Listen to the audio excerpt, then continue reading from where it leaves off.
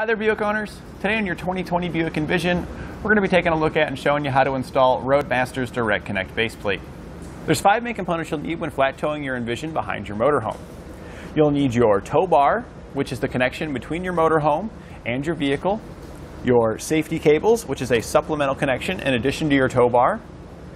You'll need your diode wiring, which takes all the lighting signals from your motorhome and transfers them to the lights at the back of your vehicle so people behind you know your intentions when going down the road. And you'll also need your base plate, which is the connection point on your vehicle that you'll attach your tow bar and safety cables to. And lastly, you'll need your supplemental braking system, which will apply the brakes in your vehicle when you hit the brakes in your motorhome. And this is what our base plate looks like when it's installed. It's going to be hidden behind our bumper, and you're only going to see your attachment points and any electrical components you've attached to it here at the front. On each side, we've got our direct connect port here that will accept your direct connect arm when you are ready to attach. These are removable, so you can achieve this nice clean look when you're just going to be driving this around town. But when you're ready to hook up, these arms simply slide in and click into place, and you can attach your tow bar directly to them. Well, if we go in a little bit from there, we've got our safety chain loops. And there's one just like this on the other side, and you can hook your safety chains to here. So you've got your supplemental connection in addition to your tow bar. At the center, we've got our mounting location for our 6-pole connector. And it's great that our base plate provides this, because if you don't have this, it can be very difficult to find mounting locations for these components. Just to the side of that, we've got our mounting location for our breakaway switch, which is also really nice because you're going to need a braking system in your flat tow setup, and having another location to mount this, again, saves you a lot of time and potential modifications to the fascia because we can attach it right to there. To protect your base plate against corrosion, it does have a black powder coat finish on it, which also helps it integrate and look nicely on your vehicle. It's custom fit for your vehicle and comes with all the hardware and everything you will need to get it installed. There is some drilling required, and this is a little bit more difficult base plate compared to some other vehicles. But if you follow along with us, we'll go step by step and show you how to complete it. We'll begin our installation by removing the cover here at the top once you got your hood open. There are several pins that we're going to be taking out. Each one does need to come out to remove the panel. We'll use our trim panel tool, and if you need one, you can get one here at etrailer.com. There's a small slit you can kind of see there, a little opening that we can fit a small portion of our trim panel tool in. And that's just going to get it started, and then you can get the whole tool in there to pop it up. And then the entire clip will pull out after you remove the center. You don't have to completely pull the center all the way out like I just did there. You just need to pop it up. But if it comes all the way out, no big deal. You can just stick it back in when you're ready to go back together. So we're just going to repeat this for all the remaining clips. Once we get this last pin out of here, this panel will just lift straight up. And then we're just going to set it aside. Below that, we're going to have several bolts that we're going to need to take out using a T15 Torx socket. And we only need to take out the ones here that run across the front. We're now on the driver's side inner fender liner here. I did turn the steering wheel all the way towards the passenger side so I could easily access these bolts. And there are 4 more that we're going to take out using the same T15 Torx.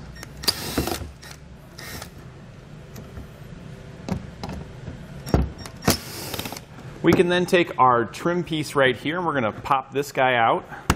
It does just pop right off. And we only need to get it far back enough to the point where these 2 pieces are separated here. So you're going to notice behind the panel here, if we peel this back, there's a bolt located right here where the 2 fender and front fascia come together. We're going to remove that bolt with a 7mm socket.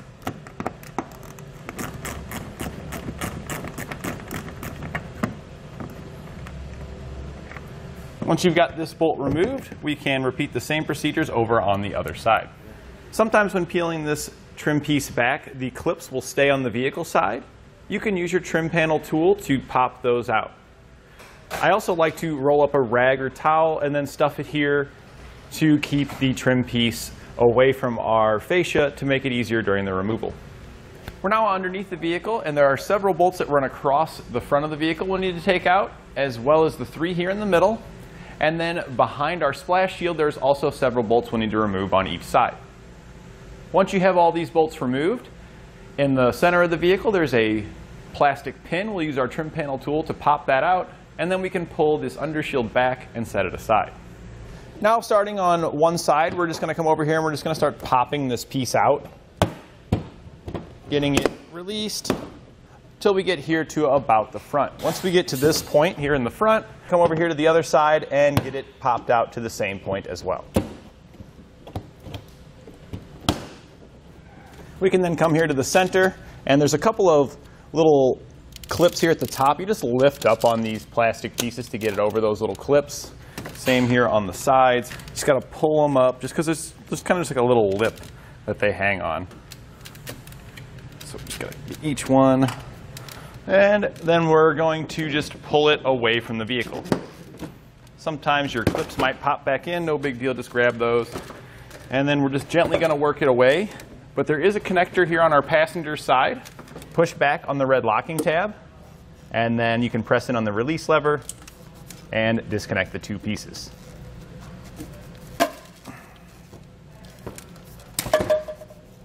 We can then set our panel aside where it won't get damaged. We can now remove the panel located here. There are pins that go all the way across the top here. We're going to use our trim panel tool, and what I like to do is go behind the panel first to get it started, and then you can come around to the other side and pop the pin the rest of the way out. So we're just going to do that going all the way down. Sometimes it'll pop all the way out when you're behind it. There's also a clip located on each side. These are like the ones that we removed up top. So you got to pop out the center first. There's that little slit, you can get it in there, and then remove the whole one. Down on bottom, we're going to have a couple more pins that you need to pop out. Again, I like to go behind the whole panel on these ones. Then we can set this aside. The ambient air temperature sensor located here, just kind of towards the center, slightly on the driver's side here at the bottom. We're going to pop this guy out. There's some clips here. Just push the little fingers in, and then it'll pop out. There's another clip here that our trim panel tool will allow us to get underneath and pop this one out. And once we get it over here to the sides, we can just set it off to the side where it's out of our way. We're going to be relocating that at a later step. We'll now need to trim our brackets off that are located here, and we want to do it flush with the bottom of our beam here. So you can use a reciprocating saw or a cutoff wheel, whatever you've got available, to trim this off.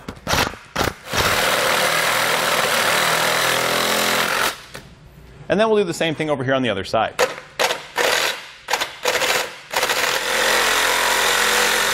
Once you've got those trimmed off, the only thing holding it on here is this little rubber piece here at the bottom. So you can just peel that off, the little clips here.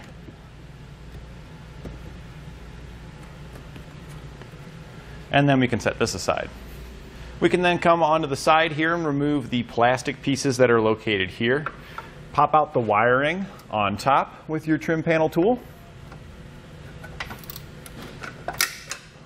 And then remove the pin here at the top. This one's just like the ones we did up there on the top. Sometimes the way they've got these pins angled makes it difficult to get your tool in there just because of where the opening slot is. Sometimes if you really can't get to it, you may need to switch to a smaller screwdriver to get it started. And once you get it popped out, you can get your trim panel tool in there to get it popped out. It really just depends on where that slot is that they've got there, which tool is going to work better.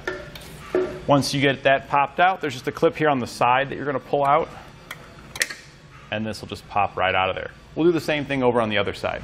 We now need to get our wiring out of the way here on the sides. So we're just going to come over with our trim panel tool, pop out any wiring we've got, and just kind of poke it up out of the way, because we are going to have to do some drilling into our frame here momentarily.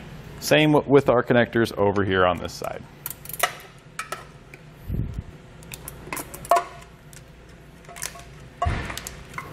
Our ambient air temperature sensor too, we also have these clips. We can go ahead and pop these out as well, just to make sure our wiring's not going to get in our way when we go to hold our base plate up. So just use your trim panel tool to pop these out of here. And then we're just going to suck that out of our way for now. Next, we're going to remove this portion up here, because our base plate's not going to go around the bumper beam, so we got to get that out of the way. Here in the center, you're going to have two at the top and one here at the bottom. We'll remove this bracket first with our 7mm socket.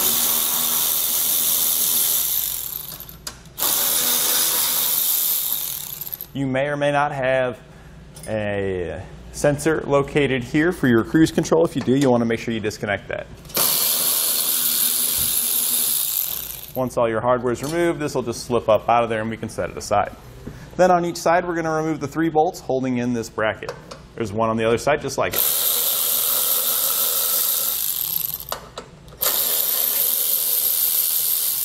When you take out this bolt, your horn is going to be loose, so just make sure you grab that and set it just out of the way there.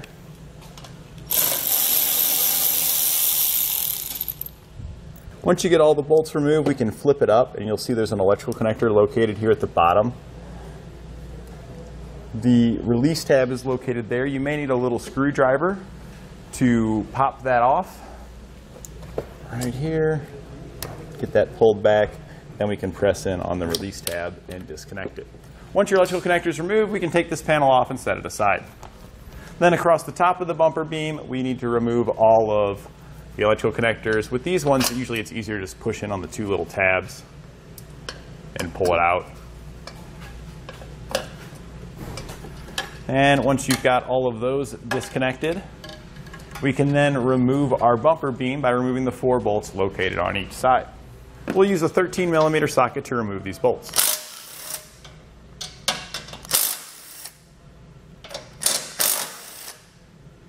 And one bolt, I always like to loosen it and just leave that one partially started. So when I take the bolts out on the other side, I know this isn't going to fall. If you have any bolts that stay in here, no big deal. Once you take the bumper beam off, they're just going to roll out the side and you can get them out that way.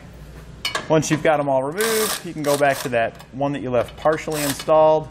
Finish removing that one, and we can just pull our beam away. There is an electrical connector. There is an electrical pin located on the back side of it.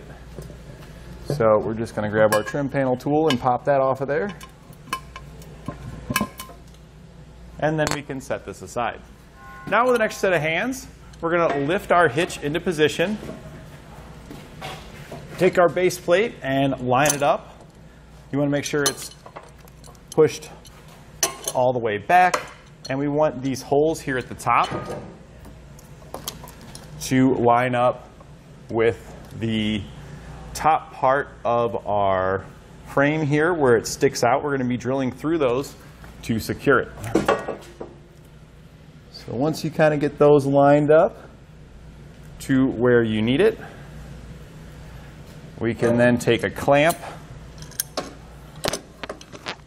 and we're just going to clamp this into position.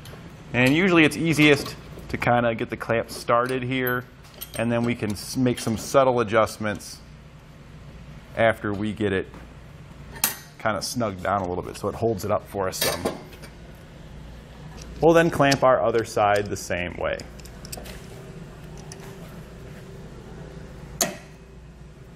Next, we'll use our hitch as a template to drill out our holes with a 3/8" drill bit. Once you have those holes drilled out, we can start installing our hardware. We're going to be using the longer standard bolts and place a flat washer on it. All of our hardware is going to be getting red Loctite on it, so we're going to put a little bit of that on there. And this is going to slide through our base plate, and then we have a spacer that's going to go between the base plate and the hole we drilled in the frame. And then on the opposite side, we're going to slide on a lock washer followed by a nut. Once we get all of our top holes drilled out on each side, I do recommend just snugging these down a little bit, and that way your hitch is going to stay in position when you drill out your bottom holes. And they're going to be just like the top holes. They're going to line up right with the same pieces here on the bottom side of the frame. We'll snug these down using a 15mm socket and wrench.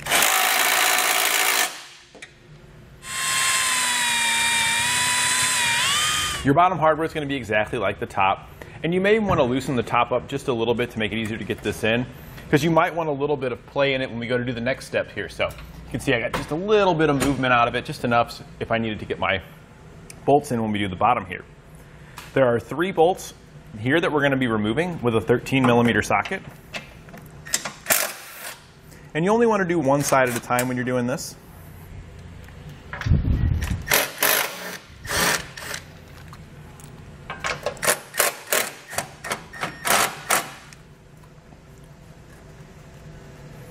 Once you get these bolts removed, we can take the brackets that come included with our kit. They are going to be side dependent, so you want to make sure you've got the correct side.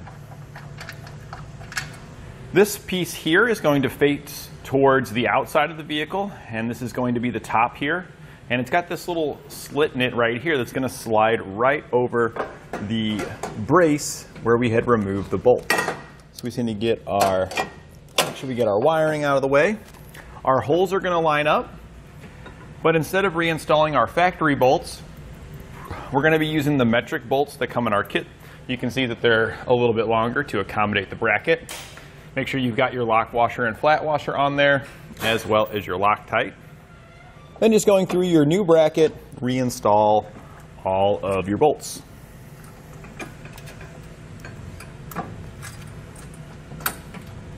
Once you've got all three of those bolts started, we're going to take the shorter standard bolts that come in your kit, place a flat washer on it, some Loctite. We're going to slide it from the outside in, follow that up with another flat washer, a lock washer,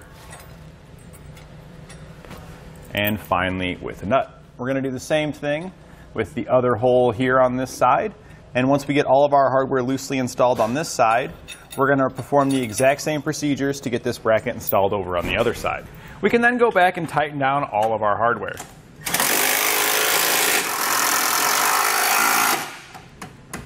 Some of your bolts you may need to use a wrench on if it's really tight. And if you have a swivel with a short socket, sometimes that can also work. Once you've got those bolts tightened down, we can go back and tighten down the rest of our bolts here in the side of our base plate.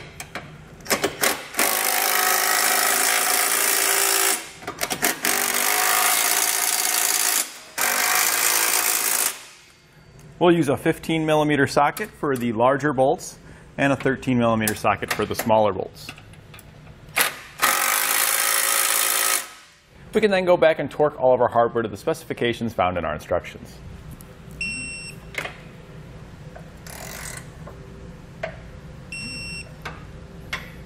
We can then reinstall our components in reverse order of how we removed them. We're going to be reinstalling our bumper beam as well as the grille and brackets here on the top. Your wiring will just clip right back into place. Just make sure you've got all of that. All of the clips here across the front are also going to clip right back into place.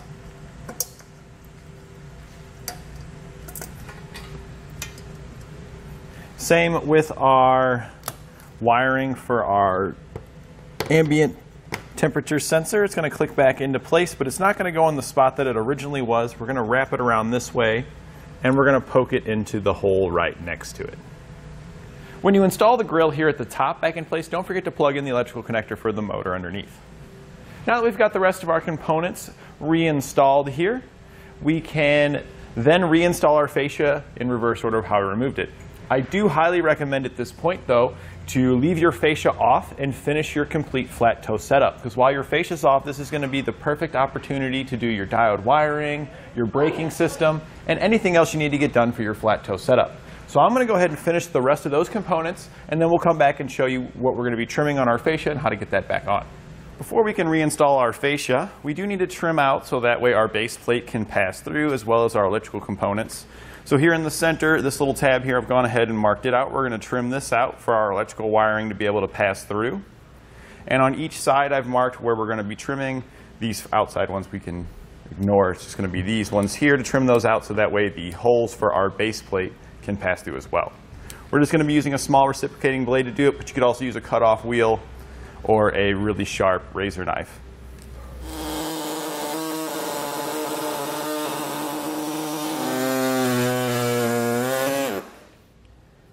Now that we've got it trimmed out, we can just reinstall our fascia in reverse order of how we removed it.